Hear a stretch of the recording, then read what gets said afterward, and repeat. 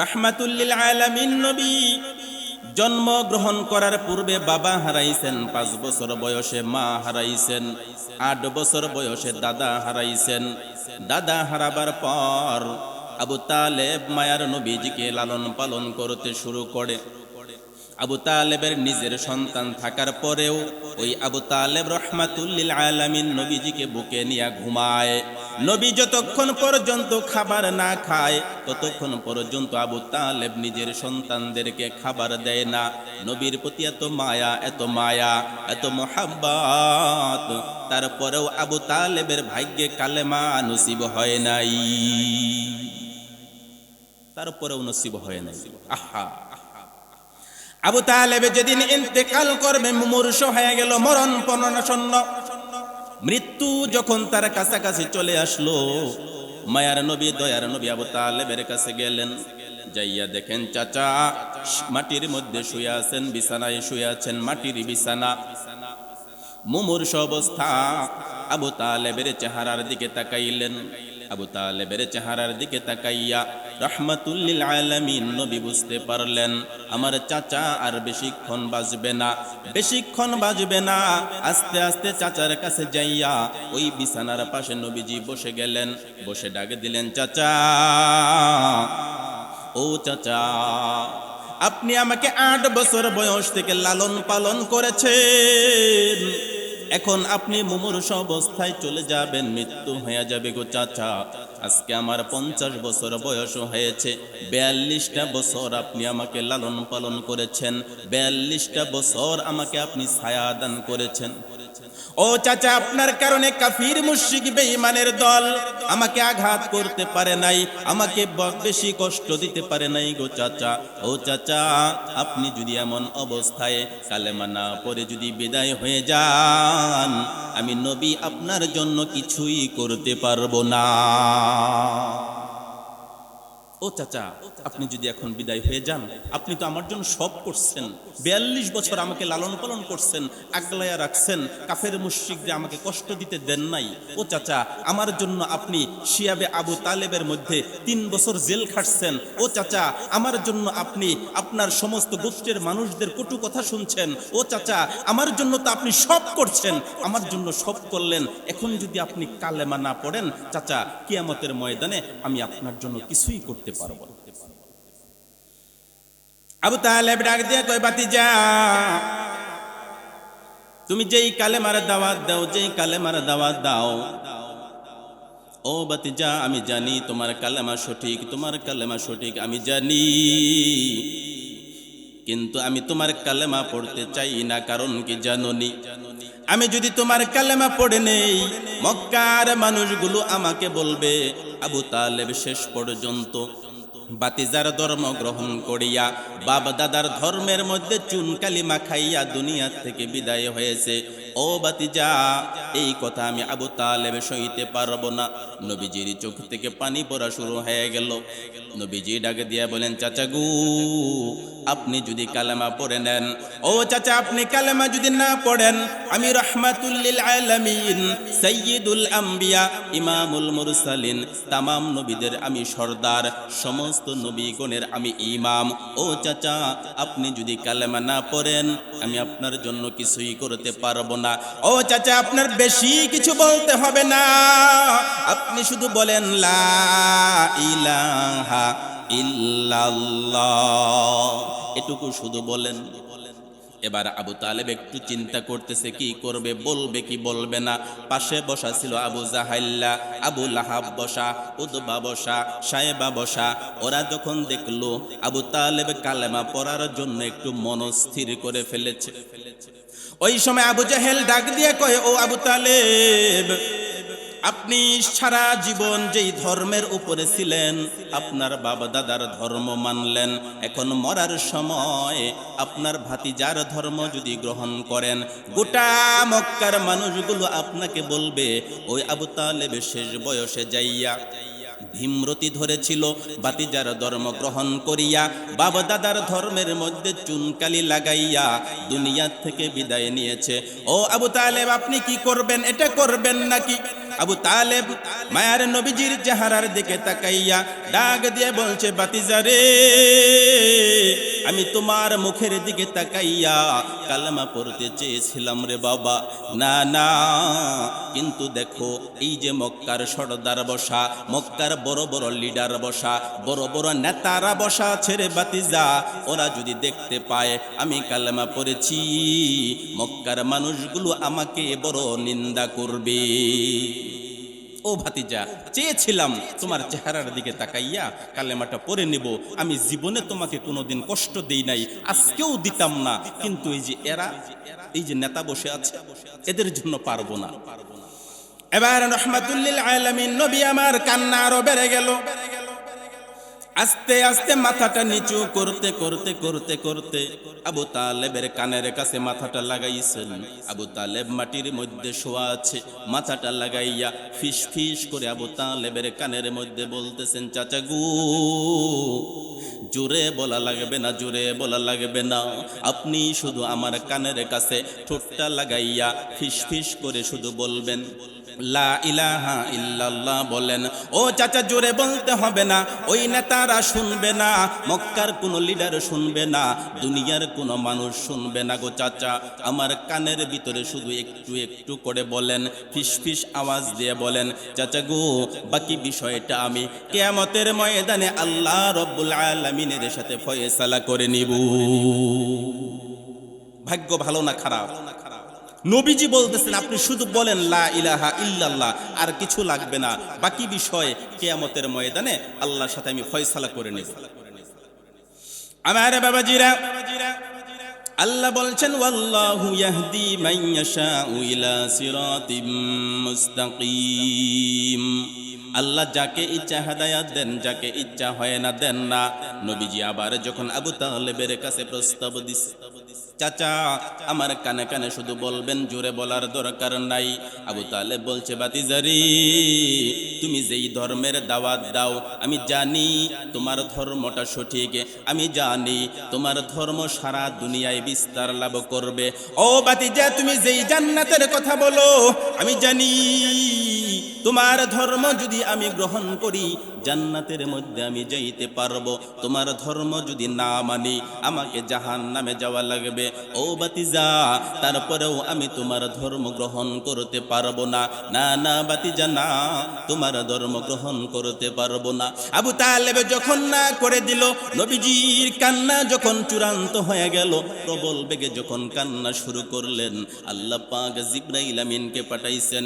জিবরাইল আমিন এসে বলতেছেন, ইন্নাকা লা তাহদি মান আহবাবতা ওয়ালাকিন্নাল্লাহা ইয়াহদি মান ইয়াশা ওয়া হুয়া আ'লামু বিল মুহতাদিন।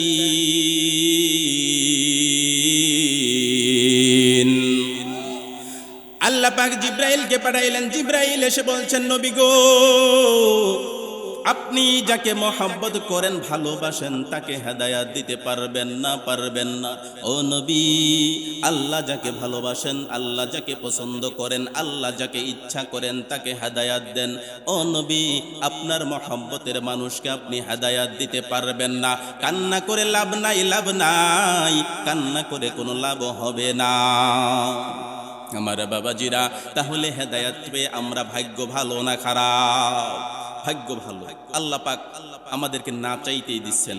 আমরা অনেক সময় বলে থাকি যে এত ওয়াজ মাহফিল করে লাভ কি, মানুষ তো হেদায়াত হয় না, বলি কি বলি না? আবার অনেকে আরেক লাইন আগায়া বলি যে বক্তাদেরই তো কোনো এখলাস নাই, আছে না নাই? ও ভাই, এবার আপনাদের কাছে আমার একটা প্রশ্ন, রাসূল সাল্লাল্লাহু আলাইহি ওয়াসাল্লামের চাইতে বড় এখলাসওয়ালা এই পৃথিবীতে আরো কেউ আছে? তো তিনি যে তার চাচাকে দাওয়াত দিলেন, এতবার করে বললেন, চাচা যে ইসলাম কবুল করলো না, এখলাসের ঘাটতি ছিল নি?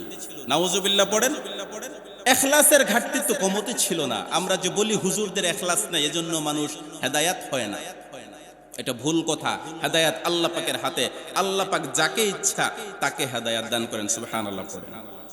পক্ষান্তরে মায়ার নবী দয়ার নবী আবু তালেবকে এতবার বলার পরেও হেদায়াত নসিব হইল না, কালেমা কপালে নসিব হয় নাই। পক্ষান্তরে দেখেন ইকরিমা ইবনে আবু জাহেল, ওই আবু জাহেলের ছেলের নাম হলো ইকরিমা। ওই ইকরিমা কেমন করে মুসলমান হয়ে গেল, ঈমান পায়া গেল।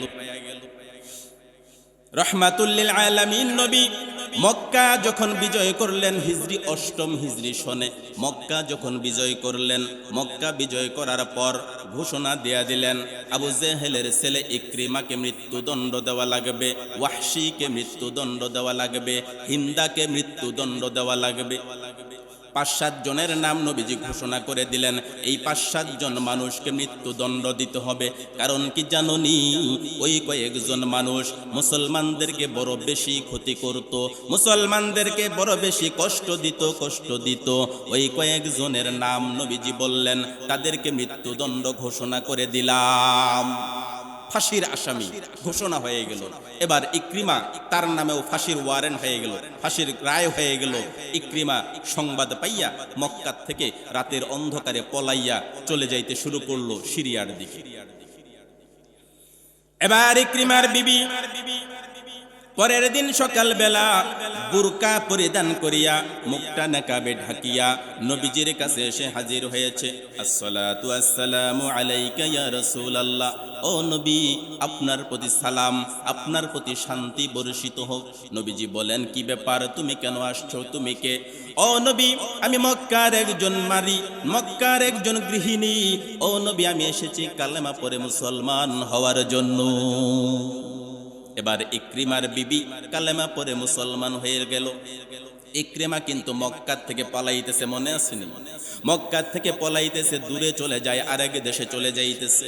ইকরিমার বিবি কালেমা পড়ে মুসলমান হইয়া নবীজিকে বলতেছে, নবী গো, আপনি যে আমাকে কালেমা পড়াইয়া মুসলমান বানাইলেন, আপনি কি জানেন আমি কে? কয়, না না, তোমাকে তো আমি চিনতে পারি নাই, চেহারা ঢেকে রেখেছো নেকাব দ্বারা। বিবি ওই মহিলা বলতেছে, ইয়া রাসূলুল্লাহ, আমি হলাম ইকরিমার বিবি। ইকরিমাকে আপনি মৃত্যুদণ্ড দিয়েছেন, আপনার মৃত্যুদণ্ডের ভয়ে ইকরিমা মক্কা থেকে পালাইয়া সিরিয়ার দিকে যাত্রা শুরু করেছে। ও নবী, আমি তো এখন মুসলমান হয়েছি, আপনি যদি ইকরিমার মৃত্যুদণ্ড রহিত করে দেন, আমি তাকে কালেমার দাওয়াত দিতে রাজি আছি গো নবী। নবী আমার বলেন, যাও যাও, যাইয়া ইকরিমাকে কালেমার দাওয়াতটা দিয়া দাও। এবার ইকরিমার স্ত্রী এবার নিজেই আবার ঘোড়া নিয়ে যাত্রা শুরু করলেন, দৌড়াইতেছেন। বেশ কয়েকদিন সফর করার পরে একদম লাস্টে সাগর পারে যাইয়া তিনি দেখলেন যে ইকরিমা একটা জাহাজের মধ্যে চড়ে বসেছে, জাহাজ ছাড়বে ভাব। ওই সময় যায় তিনি ডাক দিচ্ছেন, ও ইকরিমা দাঁড়াও। ইকরিমা জাহাজ থেকে নেমে আসলো। কি ব্যাপার, তুমি এত এই মরুভূমির রাস্তা পার হইয়া কেমনে আসলা? ইকরিমার বিবি ডাক দিয়া কয়, স্বামী গো, আপনি যেই মৃত্যুদণ্ডের ভয়ে মক্কা থেকে পলায়ন করতেছেন, যেই নবীর রায়ের কারণে মক্কা থেকে জীবন বাঁচানোর জন্য পালাইতে চান, ওই নবীর পক্ষ থেকে আমি আপনার জন্য শান্তির বাণী নিয়ে এসেছি। ও স্বামী, আপনি যদি কালেমা গ্রহণ করে নেন, আল্লাহ পাক আপনার সমস্ত গুনাহ মাফ করে দিবি। ইকরিমা বলতেছে, তাই নাকি? তাহলে আমার মৃত্যুদণ্ড? কই, সেটাও মাফ। ইকরিমার সাথে সাথে কালেমা পড়ে ফেলছে। ও ভাই, যেই লোককে নবীজি স্বয়ং দাওয়াত দিলেন কালেমা পড়লো না, আরেকজন কালেমার থেকে পলাইয়া যাইতেছিল, তাকে কালেমা দিয়ে আল্লাহ পাক হেদায়েত দান করে দিলেন। আশ্চর্য বিষয় না? শুধু ইকরিমা না, ওয়াহশী রাদিয়াল্লাহু তাআলা আনহু এমন একজন মানুষ, এমন একজন সাহাবী, যেই সাহাবীর সম্পর্কে নবীজি বলতেন, ওয়াহশী রে, তুমি তো কালেমা পড়ে মুসলমান হয়েছ, কিন্তু সাবধান, আমার সামনে কখনো বসবা না, আমার পিছনে বসবা। কারণটা কি? কোন সাহাবীকে নবীজি এমন কথা বলেন নাই, শুধুমাত্র ওয়াহশীকে এমন একটা কথা বললেন, ওয়াহশী রে, আমার সামনে কখনো বসবা না। তোমাকে দেখলে রে ওয়াহশী, আমার চাচার কথা মনে হয়ে যায়, চাচার কথা মনে হয়। ওয়াহশী রে, আমার সামনে বসিও না, আমার পিছনে বসবা। কারণ কি এমন ঘটনা ঘটলো? ওয়াহশী রাদিয়াল্লাহু তাআলা আনহু মক্কার জমিনে যখন ছিলেন, কাফের হয়েছিল। ছিলেন, তিনি কাফের ছিলেন। উহুদের যুদ্ধের সময় ওয়াহশী নবীজির চাচা হামজা রাদিয়াল্লাহু তাআলা আনহুকে হত্যা করেছিল। নির্মমভাবে হত্যা করার কারণে নবীজি মক্কা বিজয়ের দিন ঘোষণা করলেন, ওয়াহশীকেও মৃত্যুদণ্ড দিয়া দিলাম। হামজাকে হত্যা করেছিল, নির্মমভাবে হত্যা করেছে, নাক কান সব কিছু কেটে ফেলেছিল। ওই ওয়াহশীকে মৃত্যুদণ্ড ঘোষণা করা হলো। ওয়াহশী মক্কা থেকে পালাইয়া চলে যাচ্ছে। এবারে কিছু দূরে যাওয়ার পরে একজন সাহাবী আল্লাহর নবীর পক্ষ থেকে কালেমার দাওয়াত নিয়া, অনুমতি নিয়া ওই ওয়াহশীর কাছে গেলেন। ওয়াহশীর কাছে যাইয়া বলতেছেন, ভাই ওয়াহশী, আল্লাহ রাব্বুল আলামিনের দাওয়াত তুমি গ্রহণ করো, রহমাতুল লিল আলামিনের দাওয়াত গ্রহণ করো। কালেমা যদি গ্রহণ করে নাও, মুসলমান যদি হয়ে যাও, হেদায়াত যদি মেনে নাও রে ওয়াহশী, তোমারকে যে মৃত্যুদণ্ড দেওয়া হয়েছে ওই মৃত্যুদণ্ড তোমার জন্য মাফ। ওয়াহশী বলতেছে, মৃত্যুদণ্ড মাফ করলা, ভালো কথা, তারপরে? ইকরিমা তো মৃত্যুদণ্ড মাফের কথা শুনেই মুসলমান হয়েছে, ঠিক কিনা? কিন্তু ওয়াহশী বলতেছে, ভাইরে, মৃত্যুদণ্ড মাফ হয়ে গেল, ভালো কথা, তারপরে ঘটনা কি? কয় তারপরে আবার কি? কয় আমি যে নবীর চাচা হামজাকে মেরে ফেলেছি, তোমার নবী তো বলে জিনা করলে জাহান্নামী, মানুষকে হত্যা করলে জাহান্নামী, সুদ খাইলে জাহান্নামী, ঘুষ খাইলে জাহান্নামী, ব্যভিচার করলে জাহান্নামী, মিথ্যা কথা বললে জাহান্নামী। ও সাহাবী, তুমি যেই নবীর দাওয়াত নিয়ে আমি ওয়াহশীর কাছে এসেছো, ওই নবী তো এই কথাগুলো বলে, এই কথাগুলো বলে আমি ওয়াহশীর জীবনে সব গুনাহ তো করেছি। তোমার নবী মৃত্যুদণ্ড মাফ করে দিলে লাভ কি? আমি মরার পরে যদি জাহান্নামে যদি যাওয়া লাগে, তোমার কালেমা পড়ে লাভ কি? লাভ কি? লাভ কি? লাভ কি? মরার পরে যদি জাহান্নামেই যাই, তোমার নবী তো বলছে এগুলো করলে জাহান্নামী, আমি ওয়াহশী সব গুনাহ করেছি, তাহলে আমি মারা যাওয়ার পরে জাহান্নামে গেলে আমার লাভ কি? কালেমা পড়ে, ঠিক কিনা? লাভ কি? এবার ওই সাহাবী ওয়াহশীর কাছ থেকে নবীজির কাছে এসে বলতেছেন, নবী গো, আপনার ওয়াহশী তো এই কথা বলেছে, কালেমা পড়লে তার লাভ কি? সে যদি জাহান্নামে যায় তার ব্যাপারে কোনো ঘোষণা আছে নি? আল্লাহ রাব্বুল আলামিন কেমন করে বাজান মানুষকে হেদায়েতের দিকে ডাকেন, একটু লক্ষ্য করে দেখবেন। ওয়াহশী যখন বলছে, ইয়া রাসূলুল্লাহ, আমার কালেমা পড়ে লাভ কি? আল্লাহ পাক সঙ্গে সঙ্গে একটা আয়াত নাজিল করে দিছি। ও দুনিয়ার মানুষ শুনে নাও, তবে আমি আল্লাহ একটা বিধান দিয়া দিলাম, ইল্লা মান তাবা ওয়া আমানা ওয়া আমিলা আমালান সলিহা। তিনটা বিষয় আমি আল্লাহ দিয়া দিলাম, তিনটা বিষয় যদি মানতে পারো, ওই মানুষটাকে আমি আল্লাহ জাহান্নামে দিব না।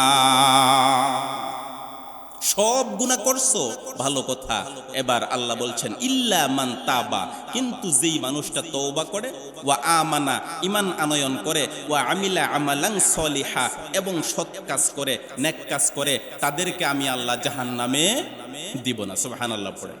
শুধু তাই না, শুধু তাই না, ফাউলাইকা ইউবাদদিলুল্লাহু সাইয়্যাতিহিম হাসানাত।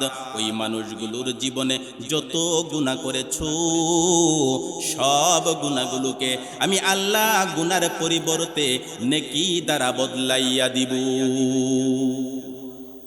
সব গুনাহ নেকি দ্বারা বদলাইয়া দিব। এই সংবাদ আল্লাহ পাক আয়াত নাজিল করে দিলেন। সাহাবী এই আয়াত নিয়ে আবার দৌড়ে গেছে ওয়াহশীর কাছে। সংবাদ ভালো না খারাপ? ভালো। সব গুনাহ করছো, কিন্তু তওবা করবা, ঈমান আনবা, ভালো কাজ করবা, নেক কাজ করবা, আর তোমার সব গুনাহ মাফ হয়ে যাবে। অতীতে যত গুনাহ করেছো সব গুনার বদলে আল্লাহ পাক নেকি দান করে দিবেন। সংবাদ ভালো না খারাপ? এবার ওই সাহাবী ওয়াহশী রাদিয়াল্লাহু তাআলা আনহুর কাছে যাইয়া হাজির, ডাক দিয়া কয়, ওয়াহশী রে, তোমার জন্য আল্লাহ পাক একটা আয়াত নাজিল করেছেন। তুমি যত গুনাহ জীবনে করেছো, সব গুনাহগুলো থেকে তুমি যদি তওবা করে নাও, তুমি যদি ঈমান আনয়ন করো, নেক আমল যদি করো, সব গুনাহগুলো আল্লাহ মাফ করে দিবেন। শুধু তাই না, তোমার সমস্ত গুনাহকে বদলাইয়া ওই জায়গাগুলোতে আল্লাহ নেকি দ্বারা পূর্ণ করে দিবে। ওয়াহশী বলতেছেন, কি শর্ত, কি আয়াত বলো? ইল্লা মান তাবা ওয়া আমানা ওয়া আমিলা আমালান সলিহা। তিনটা শর্ত। এক নাম্বার তওবা করা লাগবে, 2 নাম্বার ঈমান আনয়ন করা লাগবে, 3 নম্বরে নেক কাজ করবা। যত গুনাহ করেছো সব গুনাহ থেকে তওবা করবা, ঈমান আনয়ন করবা, এরপরে শুধু নেক কাজ করবা। ওয়াহশী ডাকে দিয়া কয়, ভাই রে, তুমি যেই আয়াতটা নিয়ে আসছো, এই আয়াত দিয়ে আমি ওয়াহশী ইসলাম কবুল করতে পারবো না, পারবো না, পারবো না। কয় কারণ কি? কারণ কি? আল্লাহ তো ঘোষণা করেছেন তোমার জীবনের সব গুনাহগুলো আল্লাহ মাফ করে দিবে। কয় আল্লাহ যেই 3টা শর্ত দিয়েছে, একটা শর্ত আমি মানতে পারবো, 2 নাম্বারটাও মানতে পারবো রে ভাই। 3 নাম্বার যেই শর্ত আল্লাহ দিয়েছেন, ওই শর্ত আমি মানতে পারবো না, পারবো না। কই বলো কি? হ্যাঁ, 1 নম্বরে বলছেন আল্লাহ তওবা করতে হবে, আমি তওবা করতে পারবো। 2 নম্বরে বলছেন ঈমান আনতে হবে, আমি ঈমানও আনতে পারবো। 3 নম্বরে বলছেন ওয়া আমিলা আমালান সলিহা, নেক কাজ করতে হবে। আচ্ছা ভাই, আমার জীবনে কি সব সময় নেক কাজ করা সম্ভব? বলেন তো, সব সময় কি নেক কাজই করতে পারবেন? গুনাহ হবে কি হবে না? কথা বলেন। গুনাহ হবে, ছোটখাটো গুনাহ হয়ে যেতে পারে রে ভাই। ওয়াহশী বলতেছেন, ভাই রে, আল্লাহ যেই শর্ত দিয়েছেন, 3 নাম্বার শর্তটা বড় কঠিন, বড় কঠিন, আমি এটা মানতে পারবো না। আমার দ্বারা গুনাহ যদি হয়ে যায় তাহলে বিধান কি? আল্লাহ বলেছেন নেক কাজ করলে মাফ করে দিবে। আমার দ্বারা গুনাহ হয়ে গেলে যদি মাফ না করে, কালেমা পড়ে আমার লাভটা কি? আবার সাহাবী চলে গেলেন নবীর কাছে, যে বলতেছেন, নবী গো, ওয়াহশী তো 3 নাম্বার শর্ত মানতে পারবে না, না করেছে। গুনাহ তো হতেই পারে, মা না করেছে, পারবে না, তাহলে বিধান কি? আল্লাহ রাব্বুল আলামিন বান্দার প্রতি কত মায়া, কত মায়া। আর একটা আয়াত আল্লাহ পাক নাজিল করে দিয়েছেন, বলেন আল্লাহু আকবার। ইন্নাল্লাহা লা ইয়াগফিরু আন ইউশরাকা বিহি ওয়া ইয়াগফিরু মা দুনা যালিকা লিমান ইয়াশা। আল্লাহ পাক ডাক দিয়ে বলেন, ও নবী, মানুষগুলোকে জানাইয়া দেন, জানাইয়া দেন, আমি আল্লাহ রাব্বুল আলামিন সব মুমিন বান্দার গুনাহগুলো মাফ করে দিব। জীবনে যত গুনাহ করেছো সব গুনাহগুলো আমি আল্লাহ মাফ করে দিব, তবে শিরিকের গুনাহ যদি হয় ওইটা মাফ করব না। ও নবী, আপনি জানাইয়া দেন, শিরিকের গুনাহ বাদ দিয়া যত গুনাহ করবা সব মাফ করে দেব, যাকে ইচ্ছা মাফ করে দেব, লিমাইয়াশা, যাকে ইচ্ছা তাকে মাফ করে দেব। আয়াত নিয়ে আবার ওয়াহশীর কাছে গেছে, যে বলতেছে, ভাই তুমি যে বলছো গুনাহ হতেই পারে, হ্যাঁ, আল্লাহ এটা জন্য একটা আয়াত নাজিল করছেন, ইন্নাল্লাহা লা ইয়াগফিরু আন ইউশরাকা বিহি ওয়া ইয়াগফিরু মা দুনা যালিকা লিমান ইয়াশা। তার সাথে শিরিকের গুনাহ বাদ দিয়া যত গুনাহ আছে সব গুনাহ আল্লাহ পাক যার জন্য খুশি তাকে মাফ করে দিবেন। বলেন সুবহানাল্লাহ। এবার ওয়াহশী ডাকে দিয়ে কয়, ভাই রে, তুমি যেই আয়াতটা নিয়ে আসছো এটাতেও কাজ হবে না। কই বলো কি? আল্লাহ 2টা আয়াত দিছে তোমার জন্য, তাও কাজ হবে না? কয় না। কারণ কি? আল্লাহ ছোট্ট একটা শর্ত এটার মধ্যে দিয়েছেন, সব গুনাহ আল্লাহ পাক মাফ করবেন, কিন্তু লিমাইয়াশা, আল্লাহ বলেছেন যাকে ইচ্ছা তাকে মাফ করবেন। আমি ওয়াহশীর জন্য যদি আল্লাহর ইচ্ছা না হয় তাহলে তো আমি মাফ পাবো না, ঠিক কি না? আল্লাহ যে বলছেন যাকে ইচ্ছা তাকে মাফ করবেন, আমার যদি ইচ্ছা না হয়, তার তো ইচ্ছা নাও হতে পারে, ঠিক না? যদি না হয় তাহলে আমার উপায় কি? এবার সাহাবী আবার দৌড়াইয়া গেছে নবীর কাছে, যায় বলতেছেন, ইয়া রাসূলুল্লাহ, ইয়া হাবিবাল্লাহ, ওয়াহশী তো এই কথা বলল, তাহলে ঘটনা কি? এবার আল্লাহ রাব্বুল আলামিন একটা আয়াত নাজিল করলেন, সুবহানাল্লাহ পড়েন, ইন্নাল্লাহা ইয়াগফিরুল যুনুবা জামিআ। ও নবী, আপনি জানাইয়া দেন, আমি আল্লাহ সব গুনাহ মাফ করে দিব। আল্লাহ রাব্বুল আলামিন নবীজিকে বললেন, নবী গো, আপনি জানাইয়া দেন, ইন্নাল্লাহা ইয়াগফিরুল যুনুবা জামিআ, সব গুনাহগুলো আমি আল্লাহ মাফ করে দিব। আয়াত নিয়া ওয়াহশীর কাছে হাজির। ওয়াহশী বলতেছেন এইবার ঠিক আছে, আল্লাহ এখানে কোনো শর্ত দেয় নাই। প্রথম আয়াতে শর্ত দিয়েছেন এক কাজ করা লাগবে, 2 নাম্বার আয়াতে শর্ত দিয়েছেন আল্লাহ যাকে ইচ্ছা তাকে মাফ করবেন। 3 নম্বরে আল্লাহ কোনো শর্ত দেন নাই, তিনি বলেছেন ইয়াগফিরুজ যুনুবা জামিআ, সব গুনাহগুলো আল্লাহ মাফ করে দিবে। ও ভাই, এবার তাহলে আমাকে কালেমা পড়াইয়া মুসলমান বানাইয়া দাও। ওয়াহশী মুসলমান হয়ে গেল, নবীজির কাছে আসছে, আসার পরে বলতেছেন ওয়াহশী তুমি আমার চাচাকে কেমনে হত্যা করলা? ওয়াহশী বলতেছেন নবী গো, উহুদের ময়দানে যখন আপনার চাচা যুদ্ধ করতেছিল আমি পিছন থেকে বর্ষা মেরে তাকে হত্যা করেছি। নবীজি বললেন ওয়াহশী তুমি ইসলাম কবুল করার কারণে তোমার অতীতের সমস্ত গুনাহ আল্লাহ ক্ষমা করে দিয়েছেন, কিন্তু ওয়াহশী তুমি আমার সামনে আমার দরবারে যখন আসবা আমার সামনে বসবা না, কারণ তোমাকে দেখলে আমার চাচা হামজার কথা মনে হয়ে যায়। তুমি আমার পিছন সাইডে বসবা, আমি যেন তোমাকে না দেখি। আমার ভাইয়েরা, সেই ওয়াহশীকেও আল্লাহ পাকে হেদায়েত দিবেন কি দেন নাই? হেদায়েতের মালিক কে? এবার আল্লাহ পাকে বলতেছেন মান ইয়াহদিল্লাহু ফাহুয়াল মুহতাদ ওয়া মান ইউদলিল ফালান তাজিদা লাহু ওয়ালিয়্যাম মুরশিদা। আল্লাহ পাক যেই মানুষটাকে হেদায়েত দান করেন ওই মানুষটা হেদায়েত পাইয়া যায়, আর আল্লাহ যেই মানুষটাকে গোমরা করে দেন, পথভ্রষ্ট করে দেন, হেদায়েতের পথ থেকে দূরে সরাইয়া দেন, আল্লাহ বলছেন নবী গো আপনি ওই মানুষটার জন্য কোনো হেদায়েতকারী মুর্শিদ পাবেন না। আল্লাহ যাকে গোমরা করে দেন তার জন্য যত চেষ্টাই করেন তার জন্য কোনো হেদায়েতকারী পাবেন না। ফালান তাজিদা লাহু ওয়ালিয়্যাম মুরশিদা, সূরা কাহাফের 17 নম্বর আয়াতে আল্লাহ বলছেন তার জন্য কোনো অভিভাবক নাই, তার জন্য কোনো মুর্শিদ নাই, তার জন্য কোনো পীর বুজুর্গ নাই, তার জন্য কোনো আলেমের ওয়াজে কাজ হবে না, বক্তার ওয়াজে কাজ হবে না, কারোর জন্যই কাজ হবে না যদি আল্লাহ পথ ভ্রষ্ট করে দেন। এবার তাহলে প্রশ্ন আসে যে তাহলে হেদায়েতের মালিক তো আল্লাহ, এত মানুষকে আল্লাহ পাক চাইলেই তো হেদায়েত দিতে পারেন, ঠিক কিনা?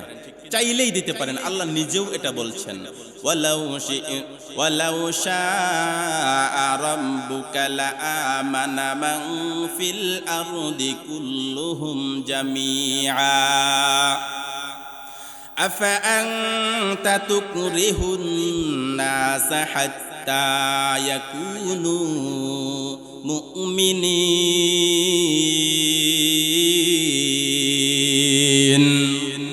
আল্লাহ পাক ডাক দিয়া বলেন ও নবী, আল্লাহ যদি চাইতেন, আপনার রব যদি চাইতেন, ওয়ালাউ শাআ রাব্বুকা, আপনার প্রভু যদি চাইতেন, লা আমানা মান ফিল আরদি কুল্লুহুম জামিআ, এই পৃথিবীর মধ্যে যত মানুষ আছে সব মানুষগুলো ঈমান আনয়ন করত।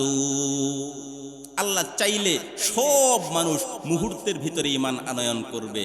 ও নবী, আপনি তো ঈমান আনয়ন করে না, এই জন্য আপনার মন খারাপ, আপনি মনে কষ্ট পান। আফা তুকরিহুন নাসা আফা আনতা তুকরিহুন নাসা হাত্তা ইয়াকুনু মুমিনিন। ও নবী, আপনি কি তাদেরকে জোর করবেন ঈমান আনয়ন করার জন্য? জোর করার সুযোগ আছে? জোর করার সুযোগ নাই, বুঝানো যাবে, কিন্তু জোর জবরদস্তি করে ঈমান গ্রহণ করানো যাবে না। এখন প্রশ্ন হচ্ছে আল্লাহ পাক চাইলেই তো সবাইকে হেদায়েত দান করতে পারেন, তাহলে দেন না কেন? প্রশ্ন আছে না নাই? দেন না কেন? কেন দেন না? আল্লাহ রাব্বুল আলামিন সূরা সিজদার 13 নম্বর আয়াতের মধ্যে জানাইলেন ওয়ালাউ শি'না লাআতাইনা কুল্লা নাফসিন হুদাহা ওয়ালাকিন হাক্কাল কওলু মিন্নী লাআমলাআন্না জাহান্নামা মিনাল জিন্নাতি ওয়ান নাসি আজমাইন।